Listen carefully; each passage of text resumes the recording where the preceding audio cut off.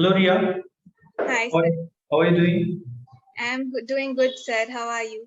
I'm doing absolutely fantastic. Thank you very much. So, first of all, I would like to thank you for giving your time for we people to share your thoughts with us. Thank you, sir. So, hoping that my voice is clear and audible to you. Yes, sir. It is audible. Great, great, great. So, Ria, first of all, the intention of this interaction that you might be having an idea of that you being a rank holder, you're going to provide some valuable insights to other aspirants who can learn some or who can take some valuable inputs from you people. That is the reason why we have arranged this interaction. So I have some queries from the students' end for you that they wanted to get the clarity from a student who have secured a rank. So hope you're gonna give some valuable insights to those people from your expertise that you have gained throughout your journey. Sure, sir. Let's make this as a great interaction so that we can bring some valuable insights to the people. So I hope you're ready to start with. Yes, sir. I'm ready. Excellent. So first of all, I wanted to congratulate you for securing an All India rank. Hope yours is a 43rd rank, right? Yes, sir. So All India 43rd rank is certainly a great achievement for you people, for you. So I would like to congratulate you on that. So to begin with, will you talk about where you're from? What is your native place? Yes, so I was born in Jaipur, Rajasthan, but I was brought up in Guntur, Andhra Pradesh. So this is where I have been living ever since my birth. I did my schooling from Topkit School, Guntur, and right from my intermediate college, I'm associated with Masterminds. And after doing my intermediate of CA, I went to Hyderabad to do my articleship at one of the big four, EY. That's wonderful. That's wonderful. That's great to know. So, because this is really a wonderful achievement that you've made to secure an All India rank. So, what is your feeling the moment when you have realized that, or when you have came to know that you have secured an All India rank? So, will you talk about your experience the moment you came to know that you have secured a rank? How was your feeling? Nobody really believes when they get a rank. The feeling is surreal. You're feeling at the top of the world. But with great power comes great responsibility. So, of course, the moment you get a rank, you're happy at one end. But of course, you have so many thoughts going on. What next? What next? So, yes, I am currently in that state of mind. I am excited for what life has to give to me next. Definitely. That will be there when you achieve some great things. So, on the other hand, I definitely have to congratulate your parents also for your wonderful success. So, will you talk about their feeling? How did they felt as they come to know that you have secured a rank? My parents were very proud of me to start with. They were really proud of me. They congratulated me. And ever since I've got a rank, they are really happy about whatever I do.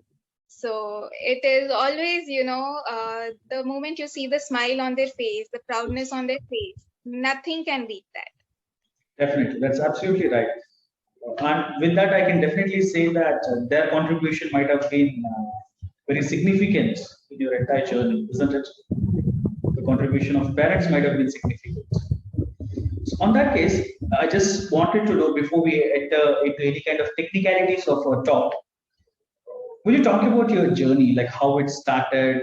It was that your desire to be a CA from the beginning, or anything that motivated you. So, will you provide some insights about your journey? Sure, sir. So CA as a course, it is not quite popular at the school level. So in the school level, we often dream of becoming an engineer or a doctor or a lawyer or a teacher, but nobody really talks about becoming a CA. But as soon as I passed my class 10, I was looking for prospective, jobs or prospective direction for my career. That is when I came across the chartered accountancy course. And this is what, it gave me a real excitement that you will be dealing with numbers, you'll be dealing with a lot of people, you'll be dealing with a varied set of clients, a varied set of industry. And that is what excited me the most. And ever since I've been associated with masterminds, and that is where my journey began after 10th. Yes. So is that destined that you're from the beginning that you're pretty much motivated with this course that wanted to get into something like this accountancy? Is that like that, or any specific incident that that has pulled you towards this course? I wouldn't say a specific incident that pulled me towards this course. The moment I learned that, this course is one of the course which offers a lot of respect. This is one of the course which is most sought after and a hard course. That is what gave me a challenge to myself that, this is something I really want to do, a challenge for myself. So yes, that is what inspired me to do this course. Will you talk about the journey of CA, like from beginning to now, as you have taken introductory steps from foundation to final? So will you talk about the journey? Yes. So my journey of CA began when we started preparing for CPT. We didn't have CA foundation. Yes, exactly. You people are from CPT. Exactly. Yes. So I was in CPT in Masterminds. I did my entire, we call the coaching of CPT from Masterminds. And at that moment, I didn't believe myself to be one of the toppers. So I thought I was an average student, and that is what was the main thing on my mind. I need to just pass this level. But when I scored, my score was 98% in CPT. That is when I realized that, this is not a very hard course. You only need determination. You only need consistency in your preparation. So that is when a spark came into me that I can be at the top. And then I began my CA intermediate preparation again with Masterminds. And even then, I didn't expect myself to get a rank even at the CA intermediate level. The only goal was I should be able to answer each and every question in the question paper. That was my only goal. And with that motivation, I studied. And when the results came, I secured All India 37th rank in CA intermediate as well. That's wonderful. That's wonderful. Yes, that was again unbelievable. It felt surreal. And yes, after that, obviously the mandatory articleship training began. I went and joined EY, Ernst & Young at Hyderabad, in the corporate tax department at EY. The journey in the articleship was also very different. You get to learn a lot. You are given a lot of responsibility. You need to have hands-on knowledge on all the technicalities. Along with doing my articleship, I started preparing for my CA finals. And in the last 6 months of my articleship is where we got the study leave. And I was able to start preparing on a full-fledged basis for my CA final. That's wonderful. It's really a wonderful journey. So I thought of asking you, is this rank was expected? But the moment you said that in your IPCC also you're a rank holder, I'm thinking of withdrawing that question, but I can't resist you to ask that. Even in final also, were you planned for the rank, or this was something unexpected? Wanting a rank and expecting a rank are two very different things.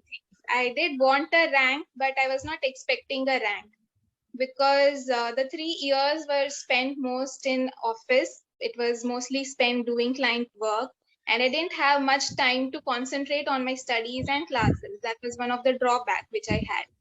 But yes, again, I put in all my efforts in the preparation during those 6 months. And in the end, I did want a rank, but I didn't expect a rank. So when I saw my name in the merit list, I was elated. So as you said, you wanted a rank. So what was the rank that you thought of? Any rank, or is there any specific rank in your mind that you thought of? I wanted to get this time. Every CA aspirant has this dream of getting a call from the ICI chairman. That is, the top 3 rankers. 3 ranks, exactly. Yes, so I did have a dream that, the chairman calls me and says me that you have passed the exam, but that is too far-fetched. But yes, that is something I really wanted, to be in the top 3. But what we call it as the thing that you have achieved now is also a wonderful thing that you don't need to be disappointed of at any point of time. So with this, let us slowly try to get into somewhat the content related aspects. So where you can share your insights about your preparation with respect to different papers. So I will take you through some of the papers. To begin with, usually when you are preparing, as you have traveled the entire journey from CPT to CA final, you might have. I'm only sticking on to CA final, so we don't need to talk about with respect to IPCC or CPT. So we are trying to stick on to the final aspect. So you can share your insights by keeping in your mind how you have prepared for your final. Probably there are certain papers where students always have certain kind of doubts. So one such paper that came to my notice is with respect to law. As it's a theory subject with respect to law.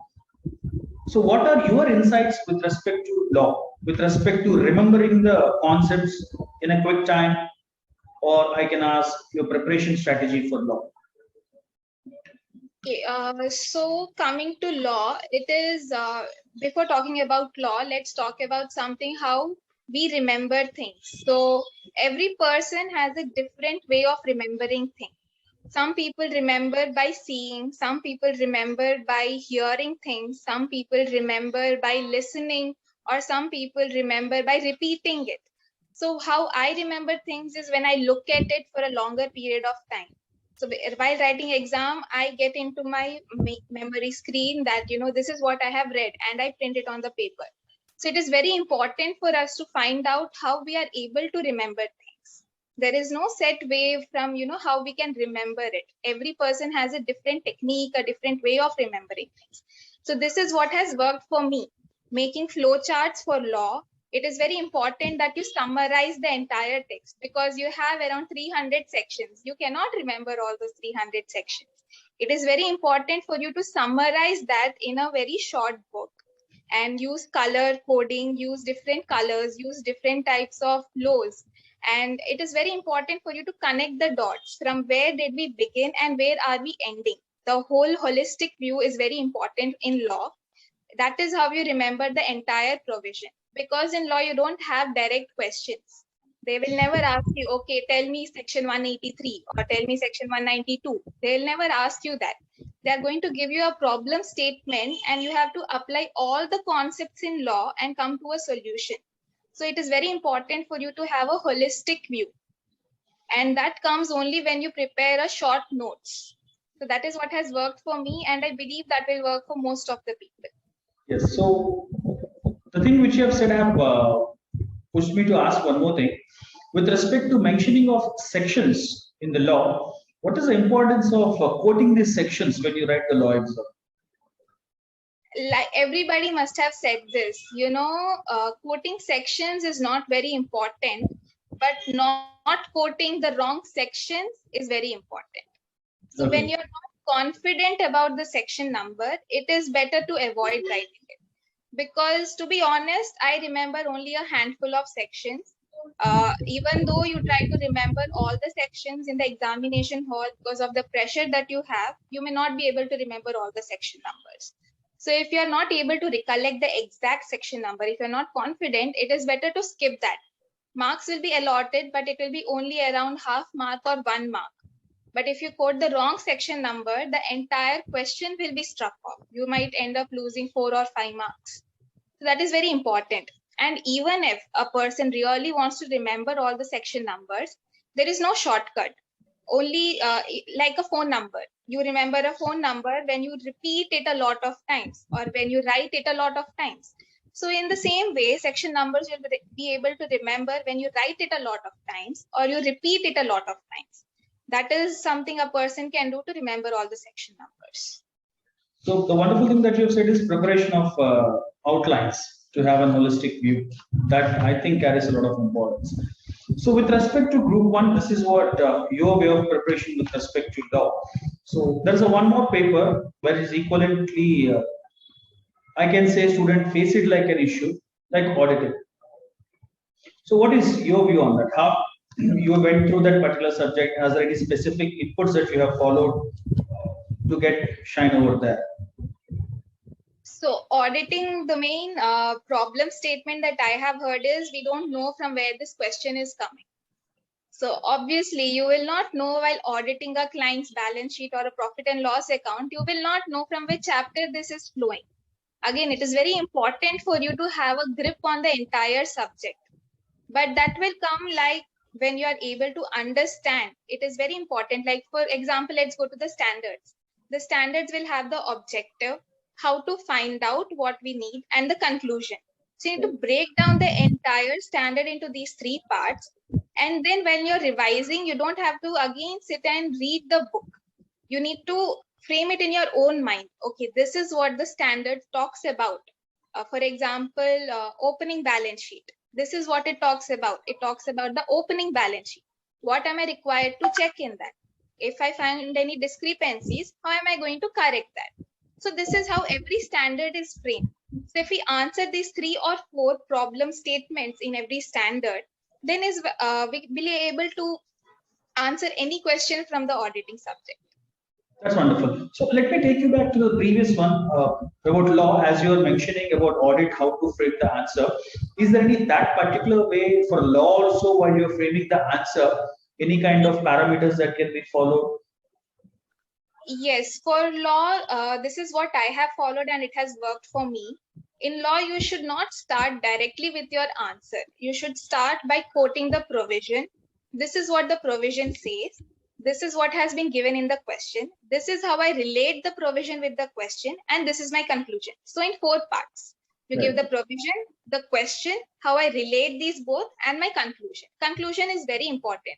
Even when you have given, suppose a director cannot be appointed, you have written everything that the director has this disability, that disability. But if you don't write at the end whether the director can or cannot be appointed, you will not be given the 1 mark. So conclusion is very important. Yes. Nice. So that is with respect to group 1 certain papers theory. So is there any specific parameter that you have followed with respect to problematic things, either with respect to group 1, 2, or any of the paper that you can choose and you can provide some valuable insights for that?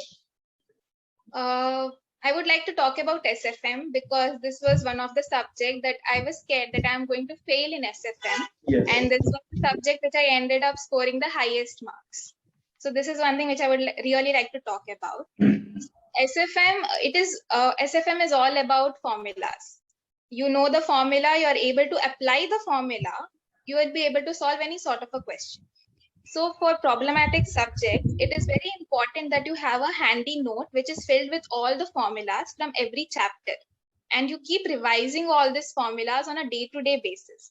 Because the moment you forget the formula, you'll not be able to solve any question. So it is very important not only just mugging up the formula, because at the final level, they're not testing only your memory power, they're testing your analytical skills as well. So it is very important to understand from where the formula is flowing, how the formula has been formed, and also the alternatives of solving a problem. A formula may work for a particular problem, but there may be 10 other formulas which will also apply to a particular problem. So it is very important you find out all the formulas that apply to a particular problem. That's wonderful. That was quick. In the same way, will you quickly provide any insights with respect to IDT and FR? You don't need to that elaborately, but if you can provide some insights, because these are the 2 areas where, as you said, SFM is something that is correlate with every student of final. There are 2 more papers like this which will correlate for every student. IDT and FR that I felt like. So will you talk about the IDT and FR? So for FR, there will be only one thing that I'm going to say. Please read the study material provided by the institute. Please solve all the questions that are given in all the study materials of FR. Because the way they have formed all the questions in the study material is very different from the traditional method which we have been following. It is more from a theoretical point of view that the questions are now being asked rather than from a problematic point of view. So please read that. And I'm very sure that once you read a question in the study material, you'll be able to come to a conclusion by yourself how we need to prepare. Coming to IDT, I feel is a relatively easy subject once you understand the mechanism of GST. right? You Yes. know why you are taking the input tax credit. If you are able to answer this one question, the entire GST is solved. So just stick to that one question. Why am I taking this input tax credit? Where is this flowing from? What is the mechanism of this? You'll be able to solve any sort of a question. And IDT is a subject wherein you're able to remember the provision. This is the provision that it says. You're able to solve any sort of a problem. IDT, I feel IDT was a very relatively easy subject for me. So I really didn't have to put many efforts for IDT. So I may not be able to provide much Yes, yes, insight. that is so true. That when you're comfortable with that, you don't need to have much strategies for that. Right. So there is a one more paper which is striking my mind when you're talking about all these papers. From group two, I have one paper where many of the students will have a lot of queries with respect to this particular paper, which is SCMP. So, what is your view on this particular paper? How it is suggestible for a student to understand this?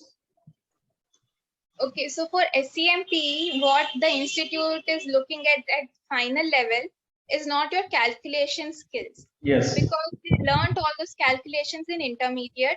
With those calculation skills, you'll be able to solve the problematic part of the SCMP. But what is very important in SCMP is you read the theory part. It is very important for us to understand the value chain, the supply chain, the competitive advantages or the bottlenecks, or there are so many new terms which have come up, Kaizen costing or 5S or Yes. just in time. It is very important for us to read the theory in SCMP. It is my advice to everybody. This is the mistake that I did in my preparation in final. I stuck to only the problematic part.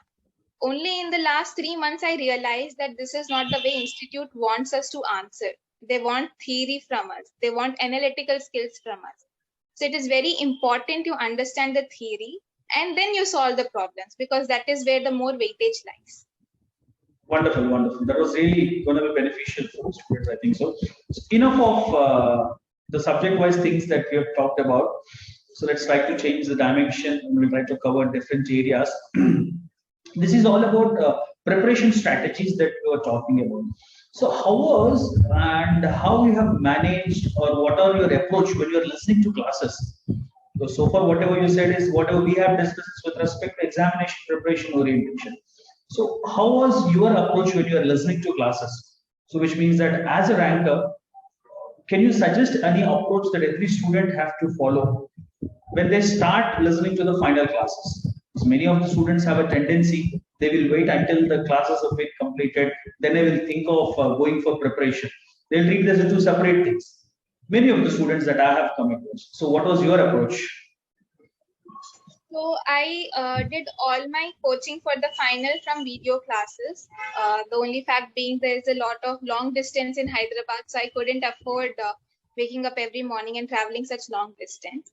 But the only suggestion from my point is that many students, what they do for the sake of listening to class, even if it is late in the night, we just keep listening to class. The video will be completed, but there will be nothing over here. So the moment you realize that nothing is entering my brain, you need to stop the video. Because if you just sit in front of the system to just complete the lecture will be completed for sure. But you will miss the concepts, you'll not be able to remember anything. That is the first thing you need to do. And of course, it is very important for you to keep revising or keep revisiting all the subjects which you have already learned or visited the classes. It is very important for you to keep revising. I think Mohan sir always mentions that our brain will forget. It has a tendency to forget. You need to keep reminding your brain that this is something I don't need to forget. I need to keep remembering it. So I think it is very important we keep doing that. So you have followed the practice of regular revision. Yes. Even when you are listening to your classes. That's wonderful. So you have shared your preparation tips with respect to theory and problematic. Now, I have something in my mind to ask you. How did you manage your classes and your articles exposure? Because they're two different things. Listening to classes and going to the work, they're two different things. How did you manage that? Okay, just to add over here, I had an additional burden of living alone in a hostel. So I had to manage one more thing. I had to Yes. manage all my living on myself. So there were three things that I had to manage. So how do you manage this is your work. It is very important for you to set boundaries at office. Beyond this time, I'm not available. That is very important. On the weekends, it is very important for you to spend more than 3 hours or more than 4 hours on the weekends to complete the syllabus. Because suppose there are many days when you may not be able to skip the work in office. The work is very much important. You are very much required at office. So it is very important for you to utilize your weekends. 3 years, just skip social media, just skip movies, and devote to studies. That is something that you really need to do. So that was your approach, managing all these things. That's wonderful. I'm just taking back you through certain preparation things. When it comes to problematic, when you are revising a problematic subject, so what you used to do, like every problem you used to revise it in an elaborate manner, or you used to do it like in a rough way. Suppose when you write in the exam, every step counts there for problematic. So you have to depict in a very clear manner. When you're practicing, were you practicing in a very clear-fledged manner, like every step by step, or you used to do it in a rough way? So, what was your way of preparing problematic paper? So for problematic papers, it is very important till you get to a comfort zone that, I can take, for example, FR. You need to practice the format of balance sheet. You need to practice the format of P&L statement. Only then you'll be able to put it on pen and paper in the exam hall. If you just practice, okay, asset this, liability this, total this much, okay, I'm done with my balance sheet. In the exam hall, that is not what they want. They want asset, note, number, the amount. They want the side headings, current assets, they want inventories, they want the total, they need the notes in a proper manner. So once you get to a comfort zone, okay, now I am able to solve this in a full-fledged manner. That is where you move to a rough manner. So it is very important for you to at least sometimes solve the problems in a full-fledged manner, just like playing cricket.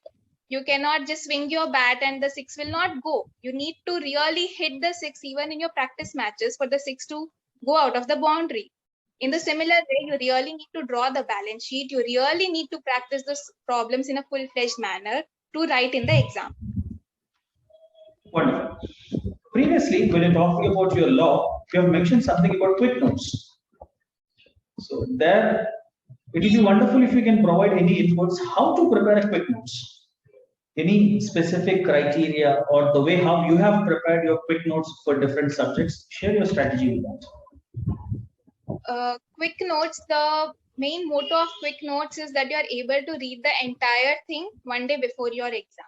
Because the one day before your exam, you're not going to open all the 4 modules of all the subjects and read everything. So your quick notes really need to be quick. They really need to be very short, concise. At the same time, you should not miss the important points. You should not miss the points. So what you should do is you should identify what is the main key point of every question, or let's say law. It is very important for you to identify the main provision. There will be other provisions relating to penalties. There will be other provisions relating to very small, minute points which are really not important. But say, for example, the disqualifications of a director. There are, say, 10 disqualifications. So it is very important for you to just write a heading, and it is very important. Color coding is really important. Side heading should be in one color, heading should be in another color, and the main matter should be in another color. And any point which it depends on person to person. This is a point which I keep regularly forgetting. So you need to use different colors of highlighters. It is very important. You need to have a lot of stationery, a lot of color coding. That is how you prepare your quick notes. You need to highlight the point which you keep forgetting. You cannot copy a quick notes. This is very important. You cannot copy the quick notes from somebody else, because this is your quick notes. This is your brain map. So it is very important that your quick notes are personalized. They are very short. They have a lot of colors in it. And just for the sake of it, you should not color it. There needs to be some coding for that. So that is how you prepare your quick notes. And it should be like one chapter at max 3 pages. That is how much your quick notes needs to be. That's wonderful. That's really valuable insights for sure that I can say. So next thing that I would like to know from your end is that, suppose let's take law. There you will have a lot of practical questions. Many students are having a habit of by hearting the subject on one hand. So for theory, they will do this by hearting the content. And on the other hand, the institute is coming up with certain practical kind of question papers. So what kind of input that you provide to the student with respect to by hearting, and how this by hearting content will help them to attend a question paper which consists of practical questions? Will you talk about it? Yeah, by hearting has never worked for me. Right from my school, by hearting has never worked from me. That is something I cannot do. So it is for me, I have been designed in such a way that I really need to understand what is happening in the problem, what is happening in the section. That is how I remember things. I cannot by heart. So it is very important because there are minute points which they test you in the exam. If you have by hearted, you may be able to write the provision. But what about the application? You will not be able to apply that. So by hearting, of course, it is very important in some areas where you need to code the exact provision of the section. It is not required in all the areas. But if you feel like quoting the section word by word, sentence by sentence, okay, you can by heart. But by hearting will not help you to pass the exam or get a nice mark. You need to understand how to apply what you have learned. Moreover, the subjects like practical questions. Practical questions, I think, can't be answered when you by heart things. There, as you said, conceptual learning is very important. Moreover, if you have to answer any practical question, conceptual learning really plays a lot of importance, isn't it?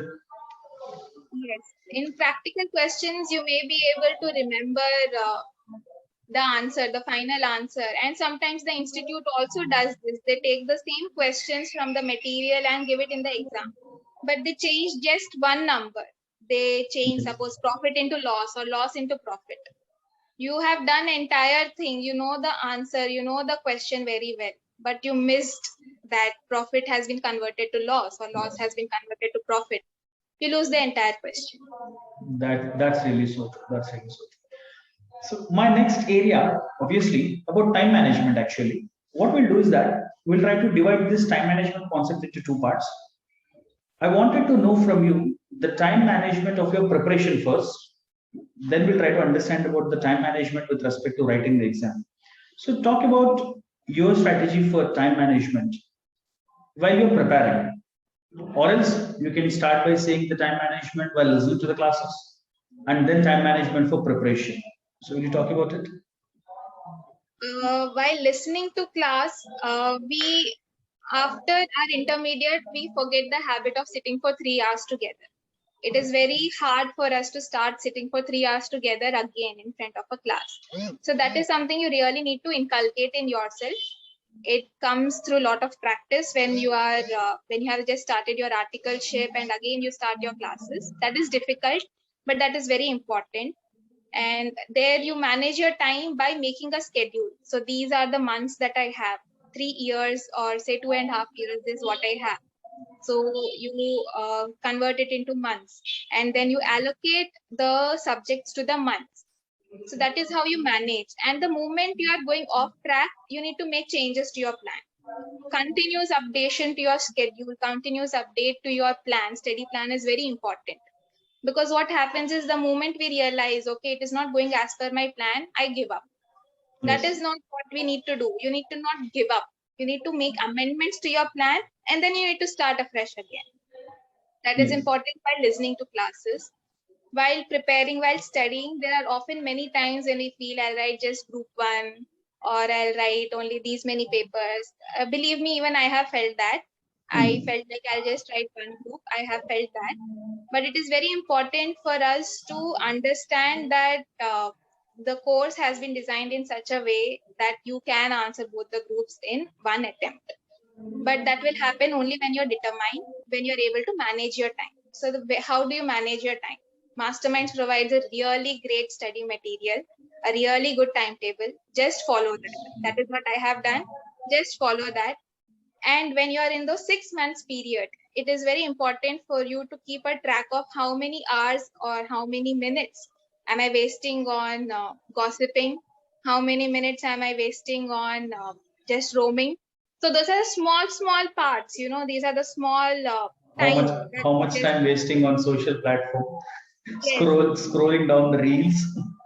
Yes, that is, I think that is really very important because we don't realize how much time we are wasting on those things. Exactly, And that's that so is true. the moment you remove that from your schedule, you will find ample time. 10 hours in a day is a very long time for you to cover the entire syllabus. So 10 hours into 3 days is what we get for our weekend exams in Yes. the final. Hmm. So you have 30 hours and the number of chapters that we are given is around 4. Say let's 4 at max. 30 hours for 4 chapters is a very long time. You Yes. can manage your time if you remove all those distractions. Exactly. That's what your preparation. What about time management while writing the exam? Probably the important area. So while writing the exam, this is what everybody does. You have 3 hours, convert it into minutes, divide by the marks allotted, and you need to stick to that time limit. You need to stick, say, suppose 8 mark question. If I'm not wrong, it when we divide it like that, you get to around 15 to 20 minutes, if I'm not wrong. So the moment the 15-20 minutes is completed for that question, go to the next question immediately. Because what happens is when we come to the end of the question, we are just left with few points which we may not be able to recollect, and we end up spending a lot of time on that. On the other hand, if you start the next question, you'll be able to at least have in your bucket those 4 or 5 marks which are given for the initial points. You may not get those 2 marks or the half mark for the end points, but you'll be able to score at least a major chunk of the marks which have been allotted. So it is very important for you, the moment the time is up, okay, 10 minutes are up for this question I have allotted, skip to the next question. Don't keep sitting on that question. Okay, I didn't get the final answer. I didn't get my balance sheet is not tallying, say suppose. Leave that balance sheet over there. Go to the next question. It is very important for you to stick to the allotted time. There are two things from your answers that I'm thinking of asking you. Just before you were talking about while preparing, many people will be in a confusion whether to write group one or group two. This kind of confusion will be there in most of the students. So, as a ranker, when you have taken a call that whether I have to write group one or group two or both groups, when you have taken the call, and what suggestion you can give to others when they should take a call with respect to writing the exam with a group one or group two. So coming to when I have taken this call, I think after 1.5 months of my preparation into the study leave, the examination leave that we get, I realized that, your books, they just pile up, they come to your height. And the moment Yes. you see those books, you get very tense. I can't read this many books. So that is where I think that was the problem with me, that I saw these many books and I was like overwhelmed. I cannot write both groups. So I talked to people around me. I talked to my parents. I talked to my sister, and they told me, Ria, you know better. You know your capabilities better, whether you can write one group or two groups. This is just a thought. Many people know from within them that I can write two groups. It is just a thought that comes to you. So you need to understand that this is just a thought, it will pass. So that is where I would not recommend anybody write one group or write only second group or write the first group or write both groups. The person knows within themselves how much I am capable of, how much can I take in. So it is a personal call, and the moment there are some people who know that I can write, the moment you get this thought, no, I'm not going to write both the groups. You need to understand that this is just a thought, it is not your reality. You need to let that thought pass, and you need to keep on moving with your preparation. Many people, what they do is that they'll drag the decision until the end. When the examination schedules have been announced, they're about to apply the exams. Till then, they might not be having a thought clarity. So I don't think so. It is suggestible for that. So they should have a thought clarity from the beginning. That will help them to have a wonderful preparation, isn't it? Yes, the moment I would advise, the moment you step into your preparation, you need to have this clarity. How many groups am I going to write? if you drag this decision until the end, say you have prepared for both groups for those 6 months or say 4 months, you have prepared for both the groups, and then you decide, no, I'm going to write just one group. You wasted your time, right? You wasted those 4 months preparing for all the 8 papers, wherein you could have prepared in a much better fashion for just those 4 papers, and maybe not more marks or maybe not a rank, you could have got more conceptual clarity. So it is very important the moment you step into your study leave, it is very important you take the right call at that moment of time. Exactly. That is so true. So usually every ranker might have been asked this question. Basically, this will be asked the one who gets the success. The same question that I'm coming for you people, for you. So how many hours you used to study when you're revising the subject or when you started preparation for your exam? So how many hours you used to study actually? It is okay to answer in very plain fashion. How many hours I studied? I studied from 8 to 8, which involved a 1.5 hour of lunch break, half an hour of break. So let's say 10 hours. That is what I studied. But again, some people might take longer, some people might take even less amount of time. So it is not about the hours, how many hours. You could sit for 12 hours. People have the capability to sit for 12 hours or 14 hours. But the moment you understand that nothing is going here, nothing is going into my brain, you need to stop there, because rest is also very important. So it is not about the hours, it is about the quality with which you are studying. Exactly. So we can say quality above quantity. Yes.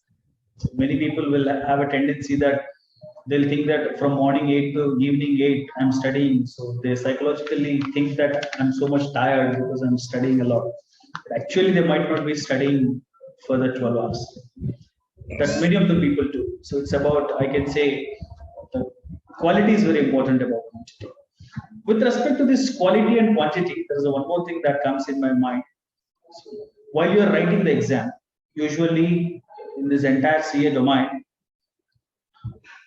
you can't write the exam the way how you write your graduation exams. That's a known fact. When you're writing theory subject or problematic, the approach that you have to follow to write the exam is completely different from the rest of the courses. Where in the rest of the courses, the possibility of generalizing the subject is there. In graduation, most of the people do this. They will generalize the content. If it is a theory, they will go for more generalization. They will write in an over-generalized format about the concept. So is that kind of application is suitable for CA? That when you're writing an exam, starting from foundation to final or CPT to final, whatever we call it as, presenting the content. On one hand, we know that board is not going to entertain overgeneralization of the subject. Then students have a doubt on the other hand, is the board is expecting us to copy paste the content from the material that we have to write exact the same thing. So what is your view on this? What should a student do now? Is it like copy paste or generalizing? So what is your view on this? You cannot copy paste. We have around thousands of 10,000s of pages. You cannot copy everything here and then you cannot copy paste everything on the paper. That is impossible. That is practically impossible. So you cannot copy paste. But what you need to really understand is for law and audit, you cannot change the entire concept. You cannot change the provision that has been given in law.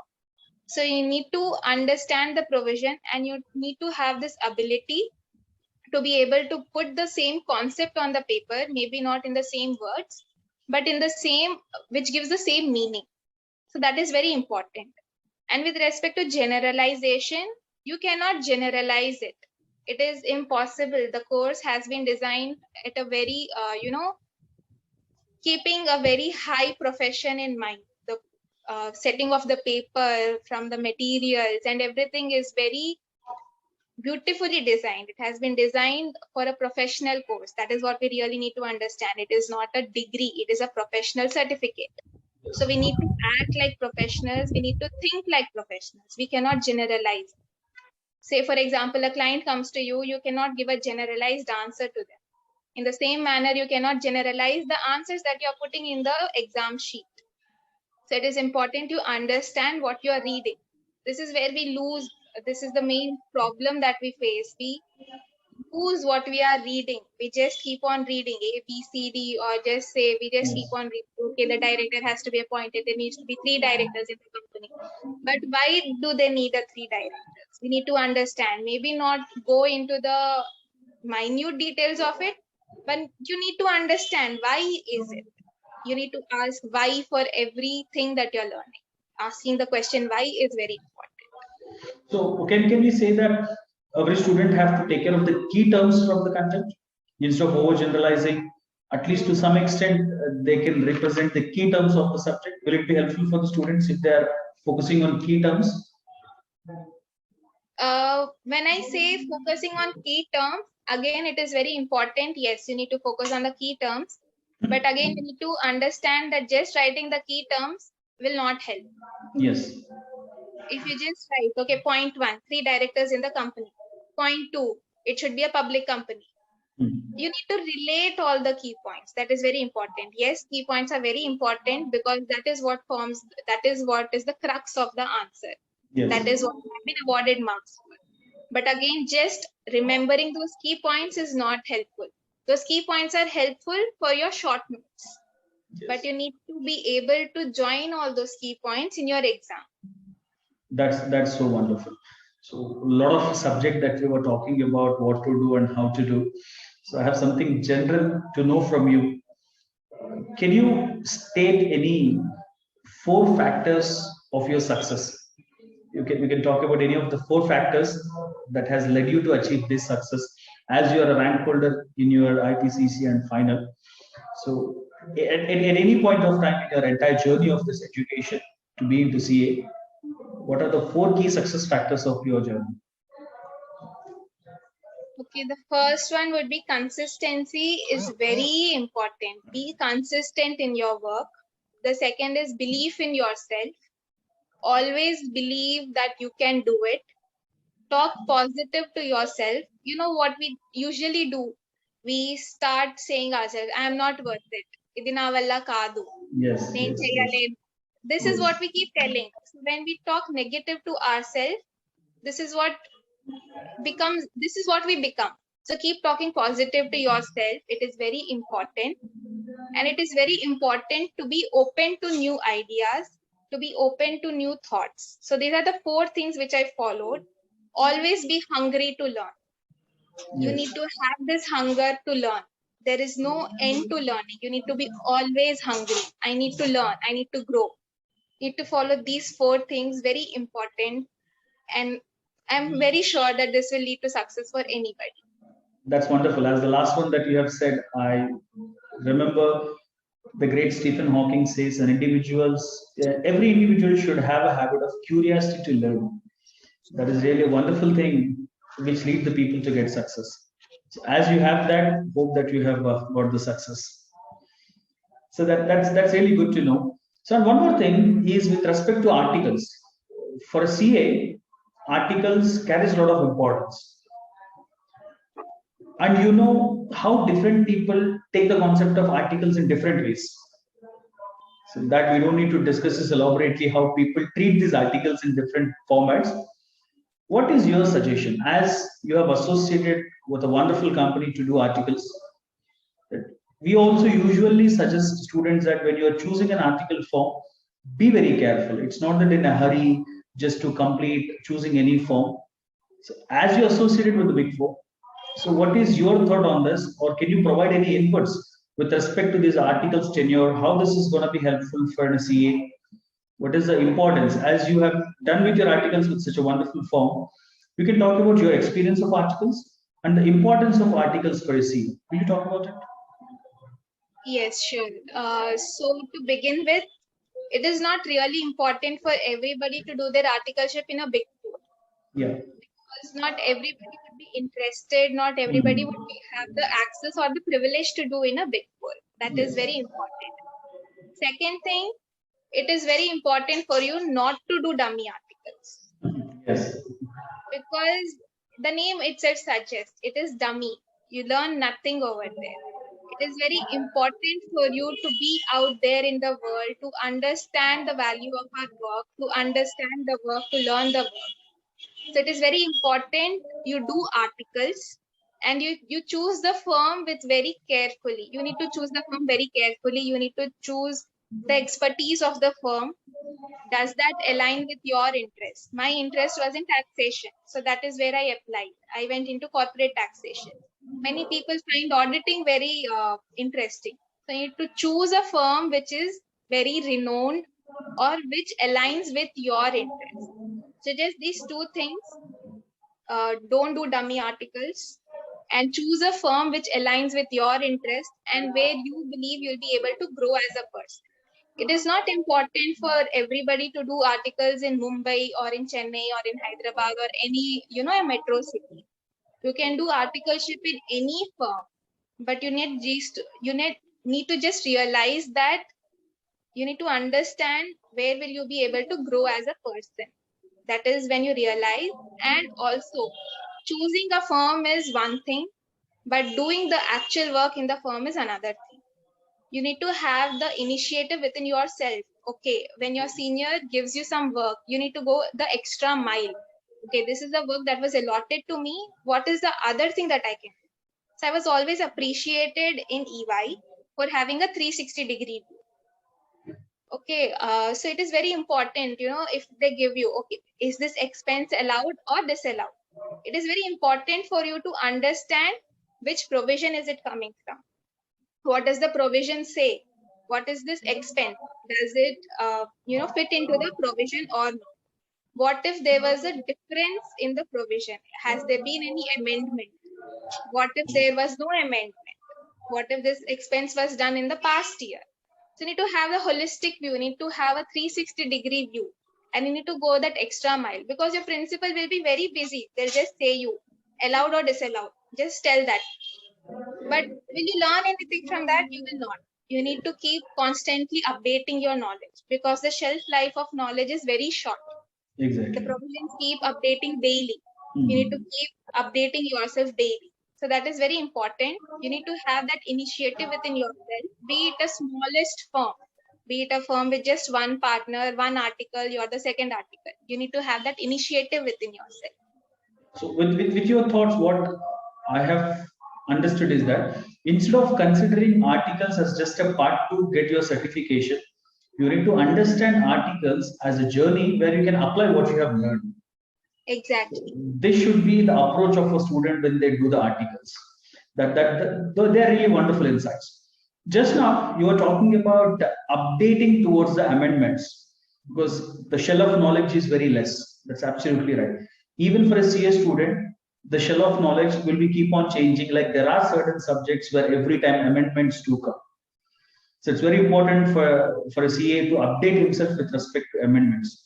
So what was your approach while you are going through these kind of amendments? So how you have considered them? At what time you have approached towards these amendments? From the beginning that you're following the amendments, or at the end you have thought of amendments? So what are your way of dealing with the amendments? So we majorly have amendments in Companies Act or Income Tax Act or the GST laws. So it is important for us. Companies Act may not have many amendments. So we can take Companies Act in the second year of our articleship or say in the end of our articleship. What I did and what has worked for me is I took my classes of direct taxation and indirect taxation while I was preparing for my exams. So that will not work for everybody, but that has worked for me. So what others could do is you could take towards the end of the term of your end of articles these two subjects, because for direct taxation which Finance Act is going to apply to you. Suppose that you'll not have any amendments. Even if there are, they will not apply to you. So once that Finance Act is out, take the classes for direct taxation. Similarly for indirect taxation. Indirect taxation, you don't have a particular set period when the amendment will come. Whenever the council meets, you get amendments. So it is better to take GST classes maybe in your preparation or towards the end. And the faculties, they have really good videos which they upload on YouTube, which are available for free. Just see those videos whenever, it is not important that 1 month before the exam you sit and do all the amendment videos. As in when the chapter is going on, see the video, see the amendment of that particular chapter. So that is how you prepare for your preparation. If you want to ask me about how you keep yourself updated during your articleship for direct taxation, as and when the Finance Act is not Finance Act, I would say the bill is out, because the bill usually gets converted into act with no Right. changes. Yes. As and when the bill is out, read the bill entirely, top to bottom, read the bill, take 2 or 3 days, take 1 week, read the entire bill. That is very important. In GST, of course, as and when you get the news that the council has met, just go through the updates. It takes just 5 minutes of your daily time to read all these updates. And this 5 minutes is always going to give you an edge to be above all your peers, even in your articleship form. That's really wonderful. That's really wonderful. So, what do you felt like? What these revision exams have helped you out while preparing for your examinations? Your view on this revision exams that you go through, usually in masterminds, even for foundation to final, we have a concept called revision exams. So, how productively you have utilized them, and how did you manage your time to deal with the revision exams? I think revision exam is like the key to success, I would say. If you ask me what is your key to success, revision exam is my key to success. Because the first revision exam I wrote, I couldn't even complete 1 page within an hour. So your hand just forgets, because we all have computers or laptops. Yes. You just forget how to use your hand to write a particular line. So revision exams gives that exercise to your hand, to your mind. It trains your mind. Okay, this is how I need to think. And when you have the pressure that, okay, I have only 3 hours time to complete all these questions, it gives you an added pressure, and pressure is really very important for you to succeed. So revision exams are really very important, and it is very necessary you take them seriously. Seriously in the sense, it is not necessary that you're always topper of the class. Seriousness is you sit for those 3 hours in the exam. What some students do is, I read for one subject. We have 3 subjects in each revision exam. I have read for one subject. I wrote this one subject. I'm going down. That is not what you should do. You need to sit for those 3 hours completely. Even if you don't know anything, try to put something. What would you do in the final exam? You write one question. Sorry to interrupt you. Usually, when this revision exam is going on, I have heard from many of the students. There are two revision exams in a week. So many students used to say that the syllabus that we have for the revision exam and the time that we have is not sufficient. Is it really true? Believe me, Masterminds has been in this industry for a very long time. They have been in this profession for a very long time. They know what they do. They know how students' brain functions. They know how much time each chapter would require. So the time which is given is sufficient only when you sit and study properly. So there is no concept that, this time is not sufficient for me. There may be some instances when, due to time constraints, may get a very blocked up calendar or very blocked up schedule. So it may happen that, you miss out on 1 or 2 chapters. It is perfectly fine. We need to ensure that whenever you feel you have like a free time, we may not have free time for sure, but whenever the schedule you feel, okay, this chapter I know very well, this is I'm comfortable with. You need to open that chapter again, which you had skipped, and you must read it again. So there is no concept that, the schedule is very tight, the chapters are too long, or they have not given a good schedule. They have given a very good schedule. They have been in this industry for a very long time. They know what they do. That's what it's all about independent perception, how they take it, and the Yes. preparation that they do. And by the way, did you go to the author's books when you're preparing? So I forgot to ask this when you're talking about preparation. What is the importance of these author books or the materials that you have gone through? As you say, when you're getting ready for your examination, you have the books of your height. So in those books, so what is the importance of these author books, and are they needed to be considered? What is your view on that, author books? Why it depends on why do you need an author's book. So I would want to come subject wise. Financial reporting study material is the only go-to material You may refer to any other author's book. I would recommend Ravikant Niriyala's book because it is very concise. It gives you a very nice understanding. These two materials are important. Coming to SFM, I think the study material would not suffice because the content that they have given is too little. You may not understand it properly. Use any material, any author's material which you refer to. But it is very important when you're referring to those materials, you also solve all the problems in the study material and make a short notes of the formulas. Coming to auditing, of course, you cannot refer to the study material. Refer to any author's material which is well renowned. That should be enough. But just a point here, solve all the questions in all the subjects from all the study materials, be it illustrations, be it test your knowledge, be it examples. Solve everything because questions come not only from there, but based from those concepts. So it is very important you solve all the questions from there. For law, I would recommend read only the study material. Don't go to any author's book because they have a library of knowledge. They have a lot of knowledge which they want to give to you. So they may end up giving a lot which is not required even by the institute.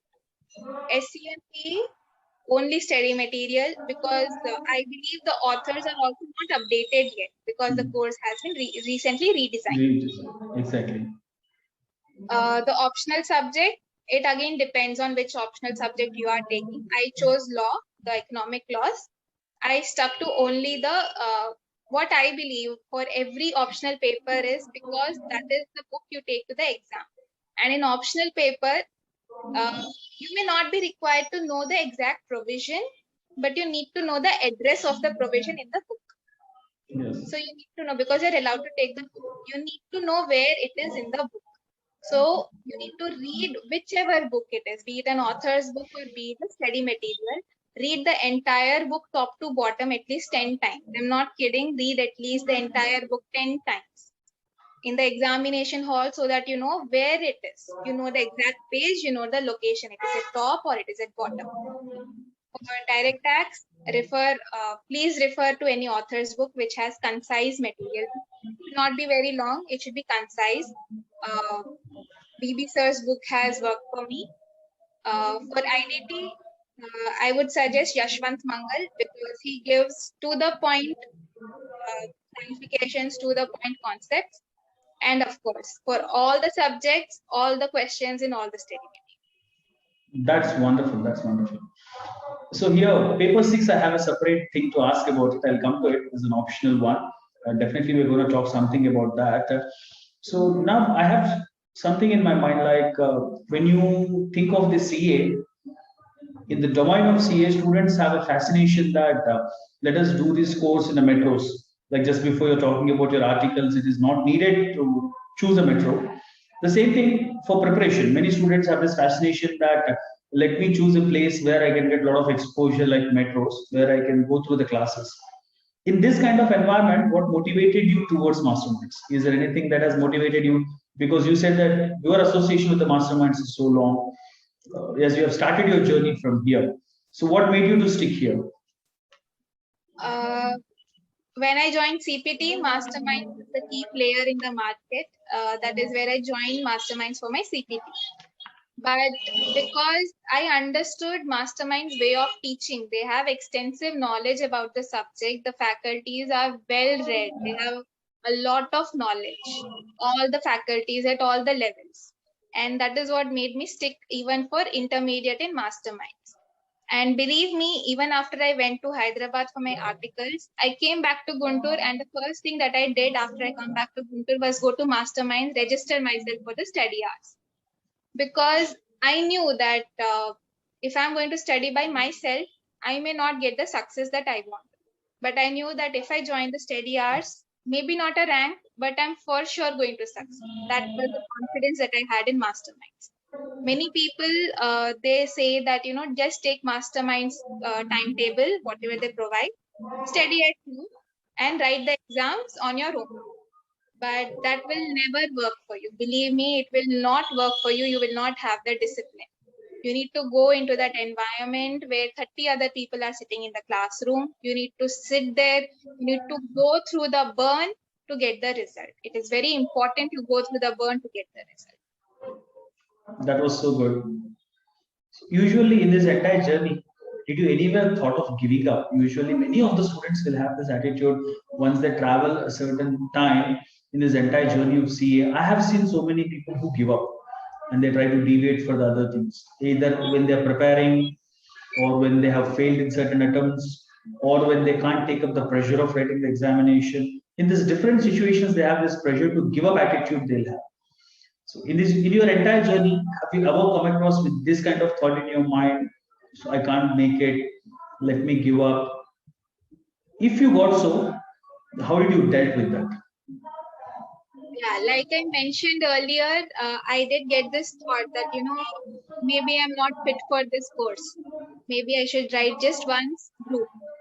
So at that moment, you need to talk to people. It is very Yes. important to talk to people around you and not just any people, because many people will have varied ideas. Some people might be there, okay, just leave off. If you can't do it, leave off. No problem. There are so many other things. The paper can't determine your future. This is the most famous line that Yes. people say. Paper cannot Yes. determine your future. But believe me, a paper may not determine your future, but it is an entry ticket to a lot of places. And you need this entry ticket if you want to have a peaceful life. So whenever you Yes. get this thought that I want to give up, you need to understand that this is just a thought, it will pass away. You Yes. need to not sit and linger with that thought. You may sit with that thought for a few moments, but then you need to acknowledge the thought and move on. Talk to people whom you trust who can give you the right advice. Maybe your faculty members, because they are well read, they know a lot about this course, they have the experience. Talk to them, they're always open. They're always open to have a conversation. Talk to them and then take a decision. But whenever you get this thought, don't keep it within yourself. When you keep it within yourself, you may for sure take a wrong decision. Yes. So discussing with people is very important, either with the Yes. close associates or with expertise in the field. You have to take a decision. You have to take a consultation whenever you come across with this kind of thought. That's wonderful. You dealt in a very good way whenever you got this kind of thought. So here, there is one more area which I would like to cover with respect to in your entire journey. Again, you might you may have a few friends those who couldn't make up either from beginning CPT to final. There are certain people who couldn't make up. Do you have any such friends who couldn't make up, like they could not complete the final? Are there anyone in your field? Yes, In your friends? Yes, there are many people in my friends group, people from my office who couldn't make it. But So were they close to you that you know their preparation strategies?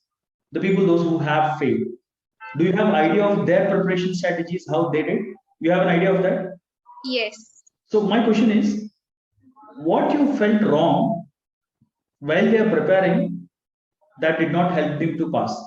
Any areas that you found in their preparation because of that they couldn't make it? one thing which I would like to say is lack of discipline. Because the people sometimes what people do is, if your study hours are at 8, come to the study hours at 9:30 or at 10. Hmm. You can't do that. If the study hours are at 8, you need to come at 8. Lack of discipline is one thing which will make you lose for sure. So that is what you observed from your friends, that they're lacking in the discipline. Nice. Usually, as a CA, as a professional course, simultaneously in the market, we have certain general courses also. As you're a CA finance student, you have associated with the wonderful, you have a good exposure in the corporate world. As you're working in a big four, I think this particular question definitely you can justify. What is the importance of pursuing other courses? Like you can say, many people when they do CA, they don't think of any other simultaneous graduation, post graduation. So, is there anything in your mind while doing CA? Is it suggestible to pursue graduation or any other courses that may enhance your profile? Graduation is very important, not just for the fact that it will enhance your resume, but for many other reasons. Graduation is very important. Even if you want to go abroad, you need a graduation. Apart Yes. from that, courses like CS or cost accounting, yes, they add to your knowledge. Yes, they add to your resume. But will they help in your career? No, because as everybody knows, you cannot practice both CA, CS together. Exactly.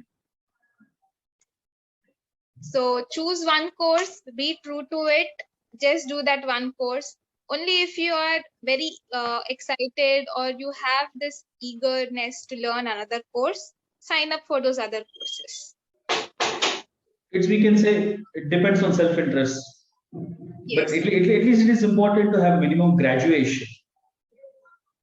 And if interested, any other technical areas that you can suggest, any technical courses that may enhance the profile of a CA aspirant? Any other technical courses? There is no specific technical course, but the CA field is evolving with technology. So it is very important you have hands-on knowledge with the technology, the ever-growing technology, Excel or SAP or any other technique. Blockchain is coming Yes. into our practice a lot. Blockchain, and we are using in EY, we are using a lot of AI and bots in our Exactly. entire practice. So what I believe is in the coming years, our practice will be disrupted a lot by technology. So it is very important, maybe not a specific technology, but any technology which interests you, like blockchain or AI or Excel. Excel is a very basic tech that you need to have. So sign up for all these things, not just because it will help you get a job, but because it is important for you to have all this knowledge to excel at what you do. That's so true, because AI is occupying every other profession. So student must need to have a hands-on exposure on AI. Excel is a fundamental, because there is no exception for that. Everyone needs to have an exposure on Excel. Okay, apart from that, as previously you were talking about optional paper 6, so I have something in my mind to ask you with respect to paper 6. There are different options are there for paper 6. Different options will be given by your board. So how to choose an option? The area with respect to paper 6, how to choose an option? What will be the criteria that you can suggest to choose an option? When you choose a particular option, preparation tips, as you have already given certain preparation tips with respect to your option, and any inputs while writing the exam, because this is something related to open book. So any exam tips that you can provide with respect to this paper 6? Yes, while choosing optional paper, what people usually do is, let's say, financial risk management. People say, I like risk management, I'm going to take risk management. But what we need to understand here is that this optional paper is the paper which is going to fetch you those brownie points, the paper which is going to add to your aggregate for some people, or for some people to get the rank. This is the paper that is going to give you all those brownie points. So while choosing this optional paper, it is important you choose the paper which you believe is easy to write, it is easy to understand, will not require much preparation. So one such paper is international taxation or economic laws. So it is very important while choosing. I am not saying that these are the only two papers which will fetch you the mark, but it is very important while choosing, not just because of your interest, but because these are the papers which will add to your aggregates. So choose the paper wisely. Second, while preparation, like I mentioned, whatever paper you choose, whatever material, it is very important for this optional paper that you're reading only from 1 or 2 materials at max, because you have the option of opening the book. If you take, there are some people who bring sacks of books to the examination hall and they end up spending 1 hour together just to find the book they want. So just carry 2 books at max to the examination hall. And this book should be a book which you have read entirely at least 10 times. And what you can additionally do is highlight all the areas which you feel are important. There are post-its which come, flag all the areas. It is very important that you feel that, okay, this is a definition say for liquidation, you have the waterfall mechanism in insolvency and bankruptcy code, which usually comes. And it is very important for me to have it at easy approach. So flag it, flag all those areas. So in the examination hall, you just know that this is the page, just catch the flag, open the page, and you get the page. You are saving, let's say even 10 seconds, but you have saved those 10 seconds. Those 10 seconds, 10 times will add up to 2 minutes. Yes. Right, save 2 minutes. So it is very important you read only from a limited number of materials, and you have read the material a lot of times to an extent that even in your sleep, you know, okay, this chapter, this line is in this page, right side or left side or top or bottom. This is what I have done personally. Believe me, I have done this. I know if I don't know, I get uncomfortable. If somebody asks me where is this definition and I don't know, I get uncomfortable. I need to know the page number. I need to know top, bottom. That is how you will excel at the optional paper. Did you ever get a thought? Do you know that there is something called open book system examinations in the other courses in other universities? There is this concept of open book system. Are you aware of that, or you have just come to know when you have entered into your CA final while choosing that? Do you know before that there is a concept called open book system? Yes, we had this concept even in our school actually. CBSE introduced when I was in school. So we did write few exams open book in our school. So I was aware of this concept. So I'm very glad that you are aware of. Then certainly you can answer my next question very effectively. What do you think? Why the system of open book exam? How this is going to be helpful for an aspirant who is writing or studying? How I'm going to relate this with our practice is, say I practiced in tax. This is where I did my articleship. So during articleship, it is not like you don't have the act handy with you. You will have the act, you will have the rules. Yes. And the client asks you a question. At that moment, it is not required for you to, just from your memory, you say, okay, this is the provision. You can open the act, but it is very important for you to understand the act. You have the act in front of you, but you need to have those analytical skills. And that is what the institute is also trying to inculcate in us. I'm giving you the book. You have the material in front of you. You have the answers in those books. You need to have the analytical skills to identify which question they are asking, which provision will apply, and also apply that to the particular given question. This is what the institute is looking for. It is not, the institute is trying to make the course easier for us by giving us an option that, okay, for one paper, you can take your books. This is not what the institute is trying to do. They are trying to develop our analytical skills. Exactly. That's so true. That's so true. Almost we are reaching to the certain end things of our discussion. So before we are going to end, there is one more thing that that has struck in my mind before we're going to end up this about student attitude. Usually, every student will have this kind of attitude while they're writing exam. Say, for example, you wrote your first exam, and that was so disappointing.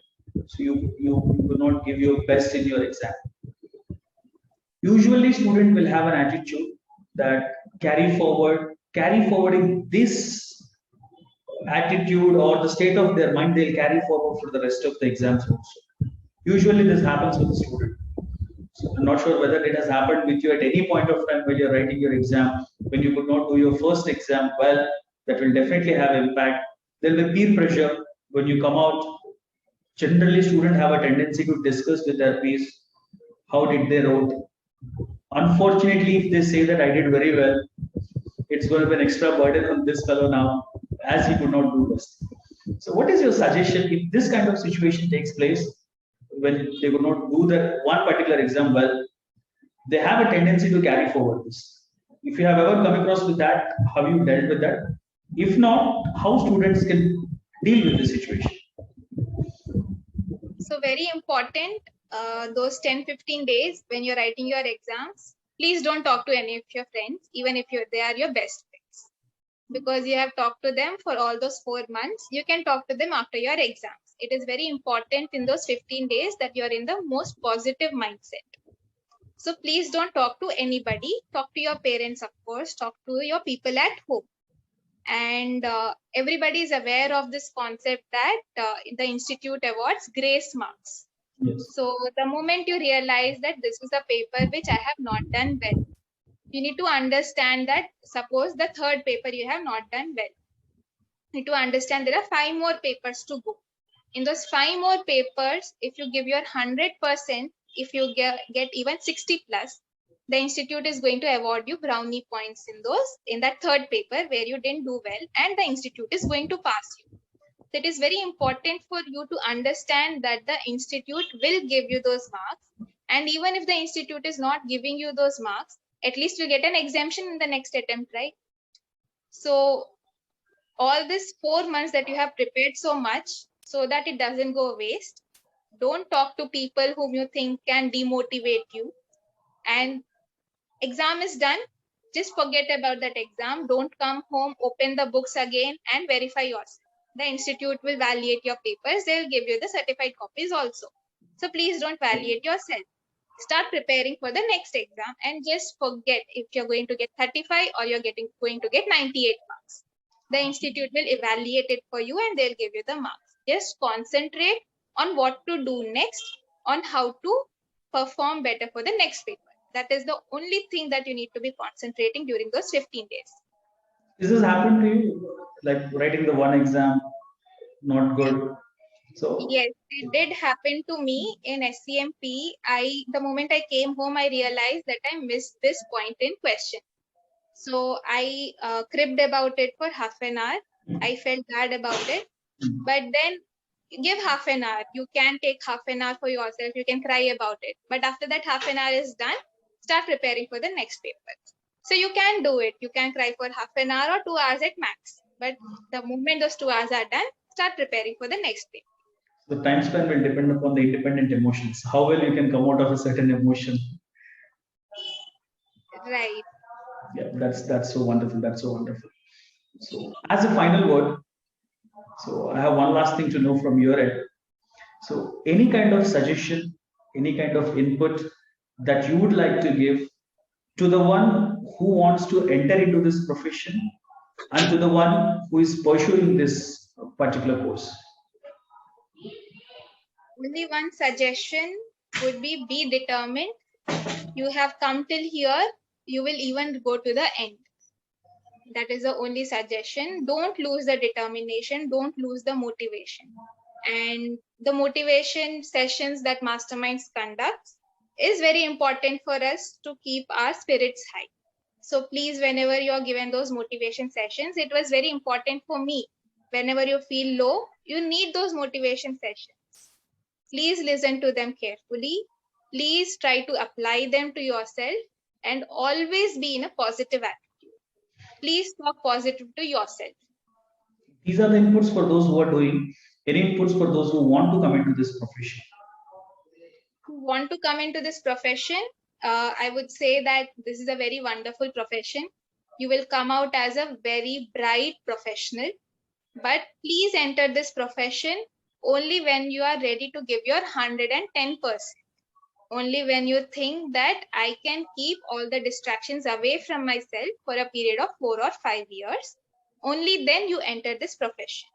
Because you might be tempted to join courses like engineering, wherein you can study one day before the exam and pass. Yes. CA is not like that. You need to study daily for all those 4 years or those 5 years to pass. So if you believe that you can do that, please enter this course because it is a very wonderful course. Life after passing CA is wonderful. That's really great. So this comes to an end for the talk that we're going to have. And I'm really glad that you have given certain valuable insights for the people out there. So I would like to thank you. So it's been great talking to you. It's been great meeting with you. So it's a wonderful conversation that we had.